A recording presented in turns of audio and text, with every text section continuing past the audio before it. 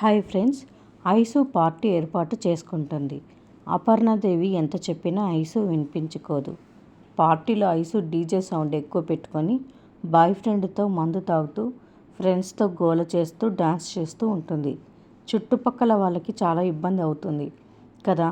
Sound తగ్గించు అని అపర్ణాదేవి చెప్తే వినిపించుకోకుండా రేయ్ సౌండ్ కొంచెం పెంచండ్రా అని ఇంకా ఎక్కువ చేస్తుంది. పైన నుంచి బ్రహ్మరాంబ, రేఖ ఇదంతా చూసి చాలా సంబరపడిపోతూ ఉంటారు. ఇంకా ఇందు, రాజు బయట నుంచి వస్తారు.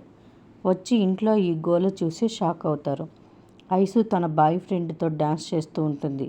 ఇంకా ఇందుకు కోపం వచ్చి వెళ్ళి సాంగ్స్ ఆపేస్తుంది. ఇంకా ఐసు పొగరుగా ఇలా చెప్తుంది, నా కోసం నా బాయ్ ఫ్రెండ్ శశి ఇప్పటి వరకు చాలా ఖర్చు పెట్టాడు అని చెప్తుంది. అంటే ఇప్పుడు తనని నువ్వు అడుక్కుంటున్నావన్నమాట అని ఇందు అంటుంది. ఆ మాటకి ఐసు షాకింగ్గా ఇందు వైపు చూస్తుంది. రాజు నవ్వుకుంటాడు. నువ్వు డిగ్రీ పాస్ అయితే నేను చెప్పినట్టు వినాల్సిన పని ఏమీ లేదు అని ఇందు అంటుంది.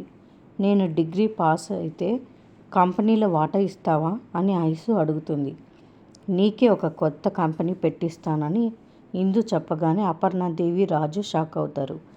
ఇందు ఏదో ప్లాన్ చేస్తోంది, ఐసుని ట్రాప్ చేస్తోంది అని రేఖ అనుకుంటుంది. మరిన్ని అప్డేట్స్ కోసం ప్లీజ్ సబ్స్క్రైబ్ చేయండి. Thanks for watching.